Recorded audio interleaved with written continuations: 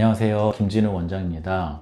오늘은 매복치를 치료한 사례를 소개해 드리려고 합니다. 매복치가 어떤 거냐면 치아가 자기가 나와야 될 자리에 나오지 못하고 뼈 안에 있는 것을 매복치라고 하는데, 흔히 매복사랑니라고 많이 들어보셨을 거예요. 이제 사랑니는 자리가 없어서 매복되는 경우가 굉장히 많고, 그런 경우에 이제 문제가 되면 또 째고 빼야 되는 경우도 있는데, 사랑니가 아닌 자기 치아는 잘 나오는 경우가 대부분인데, 근데 간혹 많지는 않지만 매복되는 경우가 있습니다. 근데 저는 병원에 있다 보니 이제 그런 분들이 생각보다 많이 병원에 찾아오셔서 이런 치료를 많이 하고 있는데요. 매복치는 어떤 치아가 보통 매복이 많이 되냐면, 상악의 송곳니가 가장 많은 빈도로 발생을 합니다. 이제 왜냐면 상악 송곳니가 위의 치아 중에서 가장 늦게 나오는 치아인데, 공간이 부족해서 자기 자리로 못 나온다든지, 아니면은 처음에 이제 치아의 위치가 이상하다든지 하면은 이제 매복이 돼서 못 나오는 경우가 있을 수 있고, 그 외에도 작은 어금니라든지 아니면은 하악의 제2대구치, 즉 하악의 가장 후방에 있는 치아, 이런 데들이 이제 매복돼서 오시는 분들을 많이 치료를 하고 있어요. 그래서 오늘 소개하고자 하는 분은 이제 하악의 제2대구치가 양측 다 매복이 되어서 이제 치료한 사례를 소개하려고 합니다. 케이스를 한번 보시겠습니다. 13세 여아이고요. 처음에 주소는 이가 고르지 않다는 주소로 내원을 하셨어요. 그래서 이제 얼굴 사진을 보면 웃을 때 이제 치아가 조금 삐뚤은 거를 볼 수가 있고, 얼굴 사진에서 보면 특별히 뭐 턱이 조금 작은 부분이 있긴 하지만 심하지는 않고, 안모는 많이 돌출이나 많이 이렇게 들어간 상태도 아닌 적절한 상태로 보이는데, 입안 사진을 보면 덧니가 심하죠. 그러니까 위에 이 송곳니들이 자리가 없어서 이렇게 나와 있고, 아래에도 보면은 송곳니 부분이 자리가 없어서 이렇게 삐뚤삐뚤 나온 것을 확인할 수 있습니다. 그래서 환자도 그렇고 보호자도 그렇고 이것 때문에 교정을 하러 온 것이었는데, 엑스레이 사진을 찍어 보니 옆얼굴 엑스레이 사진에서는 뭐 특별한 상황은 없지만 아래턱이 조금 짧아서 아래 치아가 위 치아보다는 좀 후방에 있는 것을 확인할 수 있고요.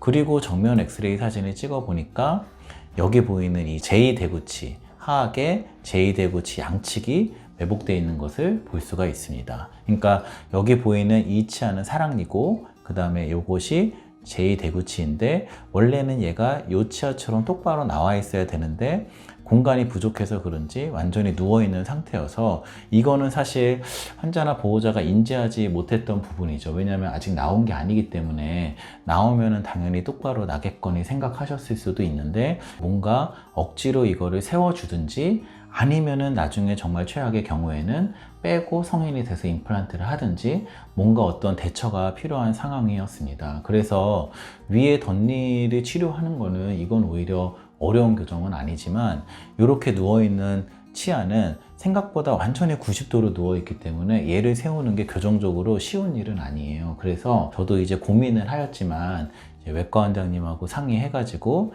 얘네들을 살려서 쓰기로 결정을 했습니다. 그래서 구강외과 원장님과 협진을 하여서 잇몸을 열고, 그리고 사랑니는 빼고 나사는 심고 치아에도 장치를 붙여서 철사로 연결하는 조그만 수술 같은 것을 동반해야지 매복치 교정을 할 수가 있습니다.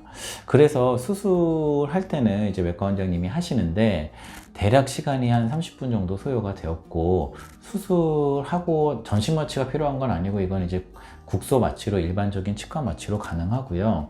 치료하고 나게 되면은 잇몸에서는 보이는 것이 나사에 연결된 철사 하나랑 그 다음에 치아에 연결된 철사 하나, 이 철사 두 개만 잇몸 밖으로 이제 나와 있는 상태가 되고, 여기에 이제 고무줄을 걸어줌으로써 힘을 주는 방식으로 이제 저 치아를 세우고자 이제 진행을 하였습니다.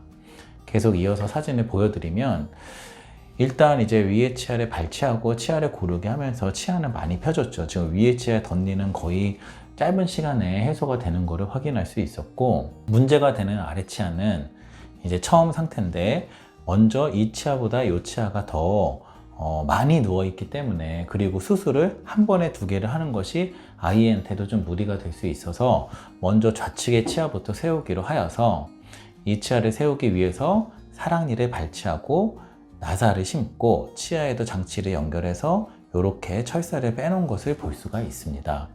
그리고 시간이 지나면서 조금씩 치아가 쓰고 있는 것을 확인할 수 있고, 어느 정도 이쪽에 적응이 됐기 때문에 이제 반대쪽도 수술을 하여 가지고 사랑니를 빼고 나사를 심고 치아에도 교정장치를 붙여서 철사를 연결을 해 놓은 다음에 똑같이 후방으로 힘을 주어서 시간이 지나면서 보면 어금니가 쓰고 있는 것을 확인할 수 있고, 더 시간이 지나서 거의 한 80% 정도는 치아가 쓰고 있는 걸 확인한 다음에, 그리고 이어서 더 교정을 진행하여서 완전히 치아를 세워가지고 끝내는 치료로 마무리를 하였습니다.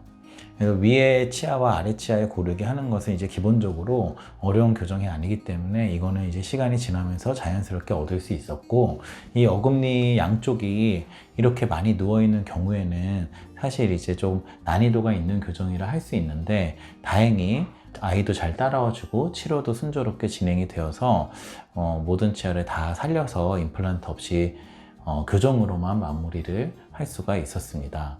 이제 끝난 상태에서는 웃을 때 보면은 치아가 예전보다 많이 고르게 된 것을 확인할 수 있고, 다 가지런하게 된 다음에 이제 위아래 유지장치를 붙인 사진이고요.